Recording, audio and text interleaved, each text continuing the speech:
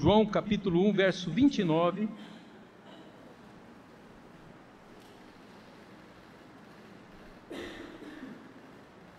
Até o verso 31.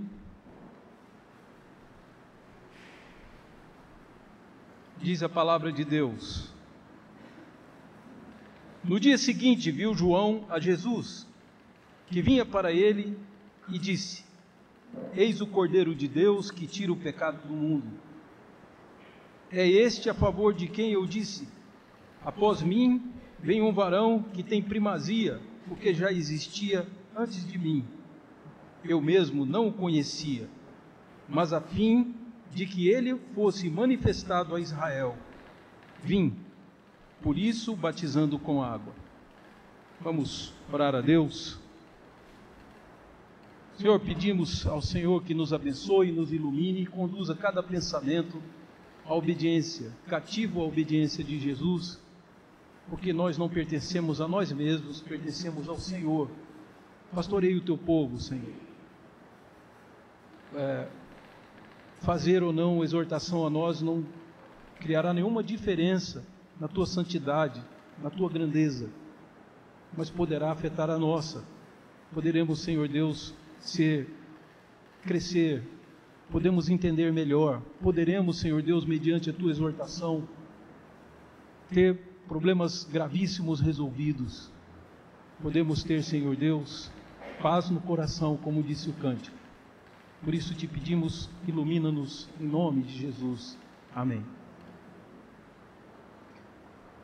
Meus amados, eu descobri uma maneira da gente curar doenças. Eu não sou médico, nunca fiz nada na área médica. O máximo que eu cheguei da medicina foi fazer um profissionalizante de química no meu tempo de 2º grau. Mas eu descobri um jeito da gente acabar com a AIDS. O jeito que eu descobri foi o seguinte: lendo alguma reportagem, eu descobri que na Argentina eles não têm problema com AIDS. Lá a doença tem essa sigla, SIDA. Então é simples, nós podemos pôr no jornal que o Brasil não tem mais problemas com AIDS, nós erradicamos a doença, porque simplesmente mudamos o nome dela. Aliás, esse método, o Ministério de Saúde vai gostar disso. Esse método funciona para qualquer doença. Então, câncer, desvio de coluna, tudo nós podemos dizer: o Brasil não tem problema de saúde, porque nós damos um nome diferente e aquela doença não existe mais. Você acha realmente que nós conseguimos resolver um problema mudando o nome dele? Pois é, não podemos. Mas é isso que a gente tenta às vezes. Eu não escuto mais as pessoas falarem de pecado. Pecado mais do que nunca se tornou um termo religioso para se usar em igreja, ou um tema da Bíblia. Mas no dia a dia as pessoas cometem erros, deslizes, né? Não, ele cometeu uns deslizes, ele subtraiu 80 milhões de reais só. É mais ou menos assim que a gente escuta hoje. É um pequeno desvio. Se é pouco dinheiro, dizem, não fazia diferença. Se é muito dinheiro, dizem, não dava para resistir. Então nós temos sempre desculpa e damos nomes para isso. Erro, porque o erro pode ser intencional ou não. O erro é variável. O que é um erro para um, o outro pode achar que foi acerto. Então é relativo. Erro depende do ponto de vista de quem está olhando. É por isso que baniram a palavra pecado. Como alguém pode mudar o nome de uma doença para dizer que ela desapareceu? Porque quando nós usamos o termo pecado, que foi o que João Batista usou nesse texto, e que João, apóstolo, João, filho de Zebedeu, transcreveu para nós, inspirado pelo Espírito Santo, o termo que ele usa é pecado. E você sabe por que as pessoas não gostam de falar de pecado? Aliás, algumas igrejas novas que querem ter lucro não falam mais de pecado, eles usam outros termos, se precisarem, algum sinônimo. Como se assim a questão já tivesse resolvida, não precisamos tocar no assunto. Sabe quando isso acontece? Porque quando eu falo a palavra pecado, eu trago Deus para a conversa. Quando alguém, em algum lugar, faz alguma coisa de errado, se eu chamar de deslize, de erro, não preciso incluir Deus, nem o padrão dele, que é a palavra de Deus. Mas se eu disser que é pecado, eu estou dizendo que é contra o que a Bíblia ensina e que está escrito aqui. Não é mais questão de opinião, é uma questão de verificarmos se é mesmo. Então um homem caminha no meio de um estacionamento e reconhece o carro do seu inimigo, alguém que foi seu amigo no passado e que agora eles não se gostam mais, eles se odeiam. Ele pega um tijolo e quebra o retrovisor do carro. Ninguém vai saber, a menos que tenha câmera. Hoje tem câmera em todo lugar, viu, filhos? Para vocês não, fiquem tranquilos. Para mim tem uma câmera me apontando aqui agora. Então, o que se pensa? Você vai chamar como isso? Se você pensar, ele perdeu a cabeça, foi um descontrole, é assim que você vai chamar? Se ele for seu parente, eu acho que é assim que você vai chamar. Talvez um parente dele dizer, isso é um crime, devia ir para a cadeia, um parente do outro. Estão vendo que nós não podemos ficar no mundo das relativizações? Quem é que pode dizer e dar um nome para isso que esse homem fez? O que ele fez é contra as escrituras sagradas? A Bíblia diz que nós não podemos vingar a nós mesmos, mas confiar a vingança no Senhor. Não é assim, queridos? Você lembra onde está isso? Um dos textos que tem isso é Romanos, capítulo 12, onde Paulo diz, não vos vingueis a vós mesmos, paguem o mal que te fizerem com o bem. Não é isso que está lá? O amor seja sem hipocrisia. Se o teu inimigo tiver fome, dá de comer. Se ele tiver sede, dá de beber, porque Deus disse, a mim me pertence a vingança. Então é evidente que se isso transgride as escrituras claramente, frontalmente transgride, isso se chama pecado. E eu preciso chamar de pecado com o nome dele. Se eu mudar o nome dele, para ter a ilusão de que não é ali, Deus não se envolve naquela questão, eu vou ficar com um problema vivo dentro da minha casa, dentro da minha vida, dentro do meu coração. Quer ver que você sabe o quanto que o pecado é grave e por que precisamos tratá-lo como pecado? E pecado é qualquer coisa que transgrida a palavra de Deus. Eu quero te fazer essa pergunta aqui. Eu vou só começar um versículo e tenho certeza que a igreja conhece o resto. O salário do pecado? Morte. Morte, eu imagino, eu entendo, eu reputo como o pior problema. Se olharmos para o mundo físico, para o mundo visível, não estou falando aí de demônios, não estou falando agora meramente de pecado, eu estou falando de morte. A morte é o problema seríssimo, e como nós não temos como resolvê-lo, a gente faz de conta que é uma coisa normal e natural. Mas não é. A morte é salário do quê? Do pecado. Vocês mesmos disseram. Então, se o pecado é aquilo que gera a morte, é o pagamento do pecado, é a recompensa para quem peca, o pagamento é esse, a morte, eu não posso mudar o nome ou achar soluções paliativas que vão de alguma forma me dar a falsa ilusão que pecado não é um problema na minha vida. É aí que está a questão. Não é mudando o nome, não é chamando de erro, não é chamando de deslize, não é chamando de fraqueza. Ele teve um momento de fraqueza. O que é isso, queridos? Momento de fraqueza. Ele é forte, então. Só naquele momento. Então a culpa de quem dele ter caído? De Deus. Porque Deus fez um homem forte que podia oscilar. Então no momento que ele ficou fraco, aí ele pecou. É assim? Não, queridos. Todo o pecado é culpa nossa. E o pagamento para ele é a morte. Deus não vai mudar isso. Está na Bíblia. Então, Deus não altera aquilo que Ele já escreveu. Nós temos que achar outra solução. Nós temos que caminhar e perguntar para Deus como o Senhor soluciona, porque agora temos essa questão de pecado. Vou citar só 2 textos da Bíblia que os irmãos conhecem também, muitos conhecem. Um diz, porque os vossos pecados constituem em inimizade contra Deus. Você já ouviu falar isso? O Deus Todo-Poderoso, O Deus que conhece todas as galáxias, e nós não conhecemos todas as galáxias. Nós não conseguimos ir além da Lua. Com sonda, a gente já foi um pouquinho mais longe. Todos os buracos negros, como disse um poeta, o grãozinho de areia, no planeta mais distante da Terra, Deus conhece como a palma da sua mão. Você quer ser inimigo desse Deus? Você quer encará-lo para enfrentá-lo? Para debater com ele que ele está errado de te condenar? Então é melhor ouvi-lo. Porque quando eu falo de pecado, e pecado todos nós temos, claro que erramos, deslizes acontecem e tal, etc., mas eu não estou falando disso. Eu estou querendo que você coloque os teus atos, a sua vida, o que você praticou só nessa última semana, diante da palavra de Deus, e diga se você transgrediu ou não. Porque se você transgrediu, você tem um problema. Os pecados geram inimizade contra Deus. E os pecados impedem, inclusive, a gente de ser abençoados. Vocês já viram na Bíblia que diz, o profeta Jeremias diz, a mão do Senhor não está encolhida para que não possa abençoar. Outro texto diz que os nossos pecados constituem um muro entre nós e Deus. Olha só, Deus é gracioso e pronto para despejar bênçãos sem medida, de fazer a sua vida a vida mais maravilhosa possível. O que está impedindo é o pecado.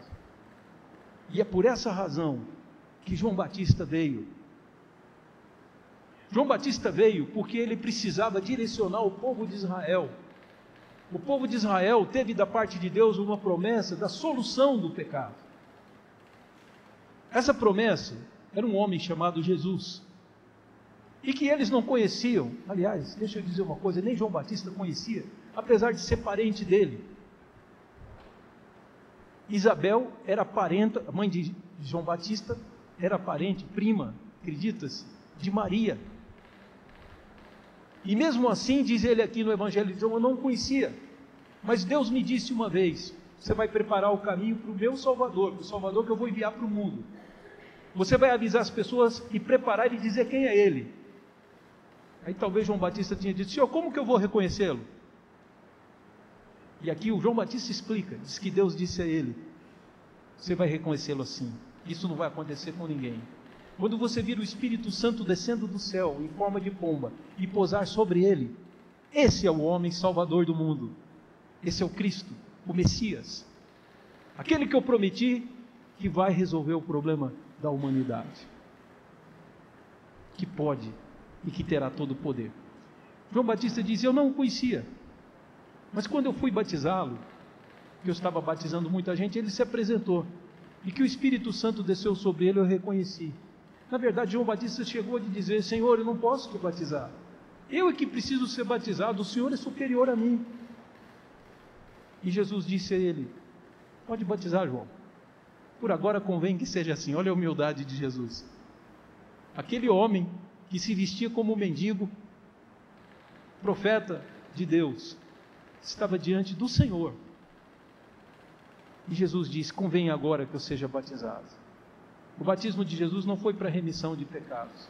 Foi o primeiro batismo que nós podemos chamar de aliança. Aliança no novo sangue. E ali começa a carreira de Jesus depois do seu batismo. Portanto, queridos, o que nós temos é que João Batista foi um homem que Deus levantou.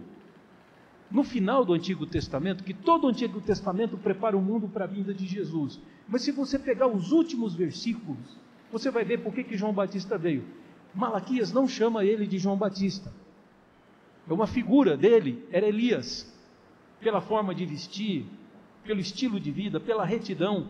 João Batista é anunciado assim, mas antes que venha o grande dia do Senhor, eu vou enviar o meu profeta Elias, para que ele converta o coração dos filhos aos pais e dos pais aos filhos, para que eu não venha e fira a terra com maldição. Quando Jesus chegou, ele tinha autoridade para destruir aqueles pais, para destruir aqueles homens, para acabar com a terra e trazer o julgamento. Só que João Batista veio antes e preparou o caminho do Senhor, não era isso que ele dizia? ele dizia: eu sou a voz do que clama no deserto. E aquele que clama no deserto diz: preparem o caminho do Senhor. Então ele preparou o caminho para o rei. Como?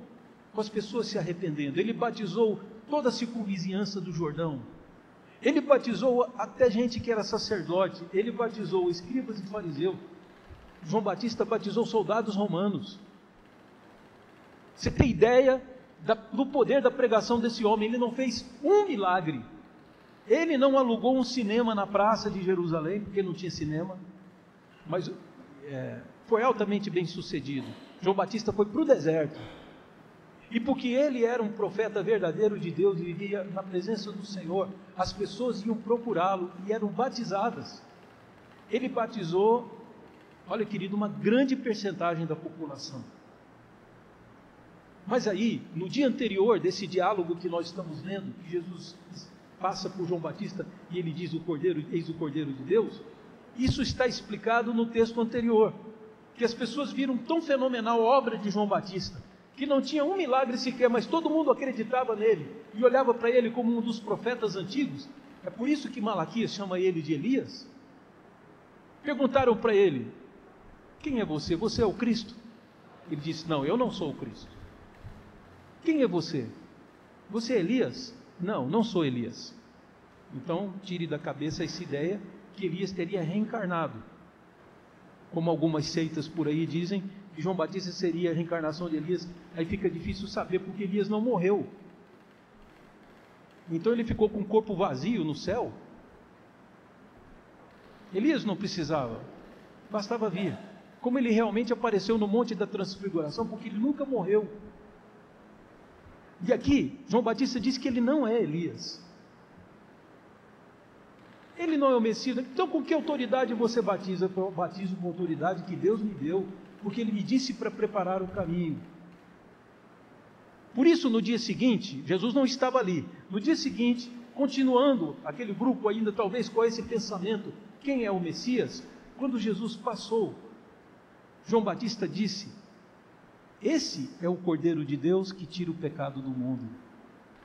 Foi a favor desse que eu disse: ele tem primazia, porque ele é antes do que eu.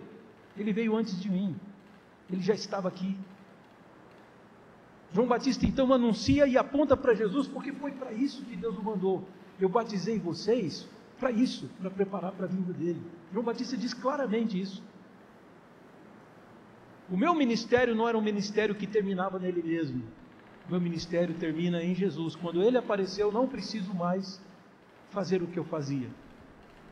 Eu posso parar de batizar, porque daqui para frente é Ele que tem o comando, Ele que é o Senhor. Então, daí explica-se esse texto que lemos agora. João Batista está esclarecendo que ele não é o Messias. Mas algumas coisas que ele diz sobre Jesus são muito importantes que nós vejamos. A primeira é que ele chama Jesus de Cordeiro. Não é isso?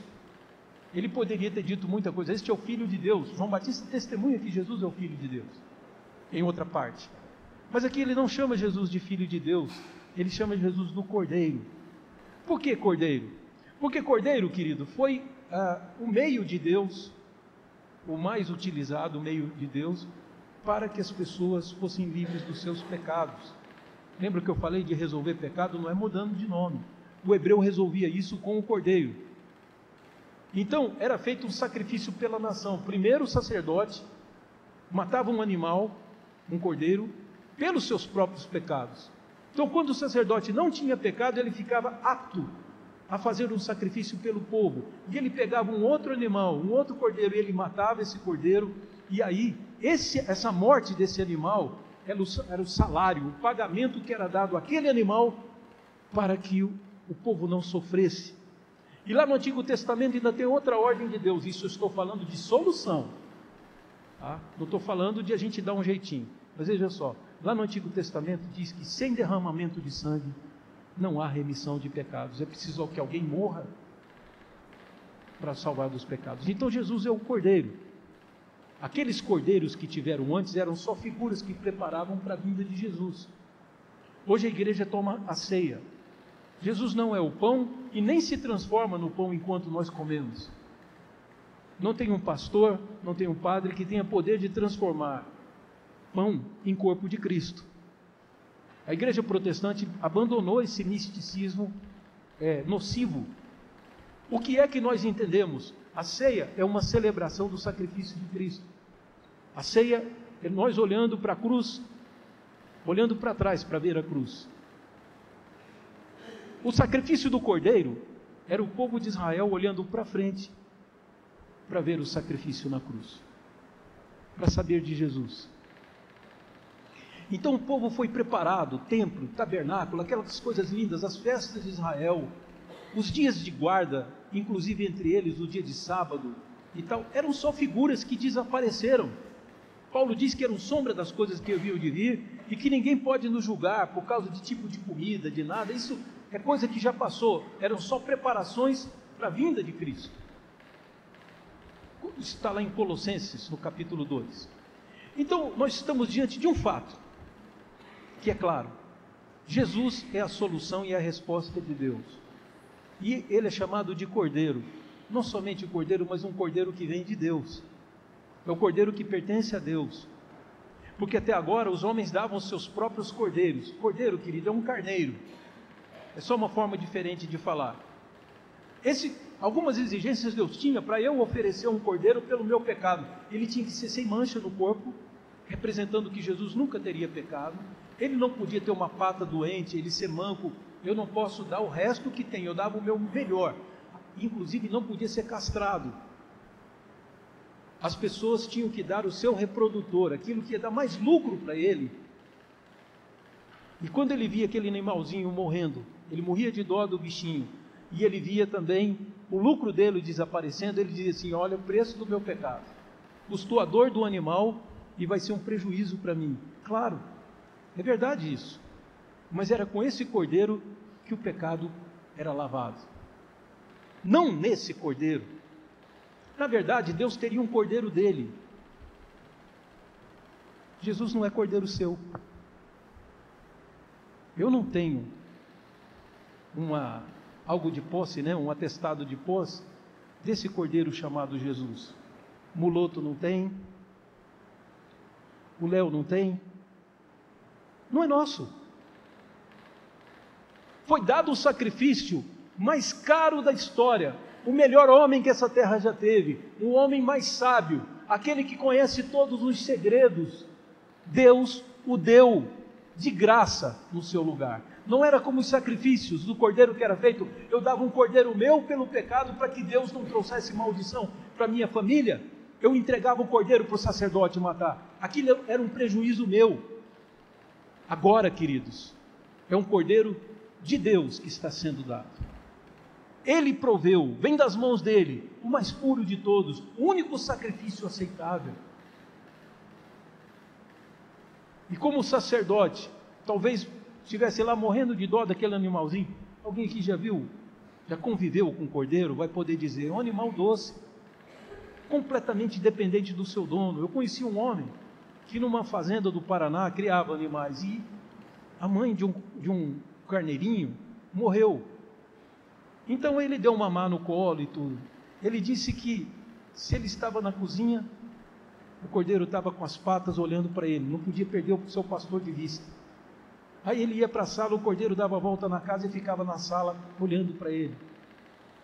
É um bicho completamente dependente. Então é possível que a hora que o sacerdote fosse matar aquele animal que nem gemia na hora da morte, ele ficasse com pena do animal. Mas ele era obrigado a fazer, porque senão o pecado permaneceria sobre o povo. E nós não temos como imaginar como doeu no coração de Deus abandonar Jesus. É por isso que na cruz Jesus disse: Deus meu, por que me desamparaste? É porque aquilo doeu tão profundamente em Jesus, ele sabia por quê. É uma pergunta de retórica, é uma pergunta só que demonstra o quanto doeu em Jesus, o Cordeiro de Deus. Ele foi abandonado porque ele era o Cordeiro de Deus, como João Batista tinha dito. Não fosse Jesus abandonado na cruz, Deus tivesse trazido o livramento e tirado Jesus da cruz, nós não teríamos solução para o nosso pecado. Então um sangue puro foi derramado para que você fosse salvo. Então ele é Cordeiro de Deus. E aí vem a outra virtude maravilhosa: e ele tira o pecado do mundo. Está aqui a solução. Todas as outras que você inventou não solucionam. Ele tira o pecado do mundo. E você tem ideia do que é o pecado? O mundo, a mídia, não vão falar de pecado. Pecado passou a ser uma coisa feia. Quem fala de pecado é religioso. Então você pode assistir os jornais da TV, jornal da TV a cabo, jornal estrangeiro, você não vai ver ninguém falar de pecado. Eles tratam como se não fosse um problema. Só que, queridos, eu quero te dizer uma coisa. Digamos que eu tenha uma dívida num determinado banco. Eu acho que o meu problema é acabar com aquela dívida. E talvez, queridos, com mais 40 anos, é bem possível que eu não esteja aqui e nem o banco exista mais. Meu maior problema não é essa dívida. Meu problema é a minha dívida com Deus. Então, se Jesus não é a solução para os meus problemas financeiros, para os meus problemas isso, o problema aquilo, eu não preciso me preocupar com isso, porque o grande problema que nós temos é a morte, é o pecado, e Jesus já resolveu isso. E tem gente que morrendo acha que se livrou dos problemas, pois no último dia a Bíblia promete que Jesus vai ressuscitar todos os que morreram, e as pessoas terão que responder pelas coisas que fizeram. Sabe, nossa época é uma época de gente corajosa, não é? Você vê esse pessoal aí do Estado Islâmico, do Boko Haram e tal, eles são corajosos, não são? Eles matam criancinhas e homens indefesos, desarmados. Lá na França foi isso. As pessoas estavam só num bar, não tinham nem como se defender, chegaram a matar. Que coragem maravilhosa! Que povo de Deus, né? Mataram mulheres e pessoas que não eram nem militares, talvez fossem até a favor deles. Aí eles têm uma tática, e são, cá para nós, a televisão diz que eles são muito bons, eles são incompetentes. O sujeito entrou num estádio que tinha entre 30 a 40 mil pessoas, e o presidente da França estava no estádio. E morreram 3 pessoas, uma delas era ele mesmo, com uma bomba no corpo. Que coragem! Porque eles pensam que se matando eles se livram do julgamento. Pois todo homem bomba, todo suicida vai comparecer diante de Deus, vai ter que, do mesmo jeitinho que todo mundo. A morte não vai livrar ninguém do grande julgamento. Portanto, Jesus é de extrema importância para a sua vida e para a vida de todo homem, porque Ele é o Cordeiro de Deus que tira o pecado do mundo. O grande problema do mundo é o pecado, todos os outros são consequências dele. O mundo que Deus nos deu não tinha problemas, não tinha doenças, não tinha morte, não tinha separação. A morte é um absurdo, meus queridos. Não pense que morte faz parte do processo natural.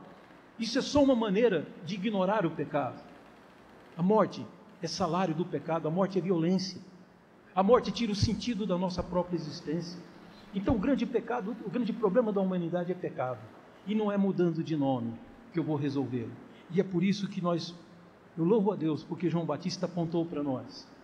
E João, como discípulo de João Batista que ele foi, e depois discípulo de Jesus, aponta para nós quem é o Salvador. Quem é que tira o pecado do mundo? E é no alto da nossa arrogância, achamos que o pecado não é problema nosso. Pois a história nos conta a respeito de um homem que era um dos bispos mais importantes da sua história. Conhecia a Bíblia como poucos. Era um homem letrado, considerado ainda hoje um dos maiores filósofos da história. Um homem chamado Agostinho de Hipona. E tudo o que ele lia na Bíblia, ele não se sentia exortado, talvez, para abandonar sua vida de pecado. Ele era cliente de várias prostitutas, sendo o bispo de Hipona. E ele vivia uma vida desregrada. Mas ele mesmo conta que certo dia, se não me engano, ele estava sentado debaixo de uma árvore, passou uma criança e entregou um papelzinho para ele, talvez um pergaminho, uma coisa bem pequena, um versículo de Romanos escrito. E o menino disse a famosa frase, menininho que nós não sabemos o nome, pelo menos eu não sei, deu para ele e disse assim, tole, elege, ou seja, toma e lê. e ele leu aquele texto de Romanos. E Agostinho se transformou completamente só de ver aquele texto e reconhecer o seu pecado contra o Senhor. Pediu perdão. Escreveu uma obra extraordinária, chamada Confissões. Cidade de Deus é outra obra dele. Um homem que contribuiu grandemente, que eu assisto o programa de televisão por conhecer alguma frase de Agostinho, e de repente tem um filósofo, alguém entendido que diz, como disse Agostinho, e cita uma frase dele. E eu sei o que mudou na vida de Agostinho, foi um texto da Bíblia, como esse pequeno que nós lemos, que o salário do pecado é a morte, mas o presente gratuito de Deus, é até redundante, se é presente tem que ser gratuito, mas o presente gratuito de Deus é a vida eterna em Cristo Jesus. Por isso, queridos, com os olhos nesse texto, quero encerrar contando para os irmãos uma história que deve ter se repetido várias vezes. Tem uma menina que foi chamada, recebeu ordem da sua mãe de limpar a casa, só que limpar a casa é um serviço chato. Então ela está lá limpando a casa e de repente ela nota que parte do montinho de sujeira que ela fez, ela achou que ela estava terminando, está lá um montinho de sujeira na sala e ela não tirou. O que ela faz? Bom, foi para isso que inventaram tapetes, né? Ela levanta o tapete, empurra a sujeira para baixo e fecha. Ela limpou a casa, queridos? Ou a casa ainda está suja? A sujeira vai sair sozinha ou vai se dissolver debaixo do tapete? Vai ficar ali. E um dia será descoberto. Portanto, queridos, não empurre a sujeira debaixo do tapete. Traga a plena luz. Coloque o seu pecado diante de Deus e diz, Senhor, me perdoa. E escute Deus dizendo, Jesus é o meu cordeiro que tira o pecado do mundo inteiro. É suficiente para salvar todos os homens e toda a sua criação, se Deus quiser. Mas Ele reverteu para você. É seu privilégio. Então vamos orar a Deus. Vamos tirar a sujeira debaixo do tapete. Vamos dizer, Senhor, perdão pelo meu pecado. Eu te louvo porque a morte de Cristo é suficiente para me lavar. E que Ele é o Cordeiro de Deus que tira o pecado do mundo. Se alguém está presente aqui e ainda não se converteu ao Senhor Jesus, faça isso agora. Deixe essa graça ser aplicada de forma plena na sua vida. Venha conhecer. João Batista disse, eu não o conhecia, mas eu sei que Ele é o meu Salvador. Então não é preciso conhecê-lo tão profundamente, porque leva tempo. Mas esse primeiro conhecimento é suficiente para te salvar. Ore agora, peça perdão a Deus pelos seus pecados. Diga, Senhor Jesus, eu pertenço a Ti. A minha vida é Tua. Pode tomar tudo o que o Senhor quiser. E aí, o grande problema da sua história, que é o seu pecado, será resolvido. Adão responderá pelos dele. Eu terei que responder pelos meus. A menos que Jesus apague esses pecados com seu sangue. Vamos orar ao Senhor?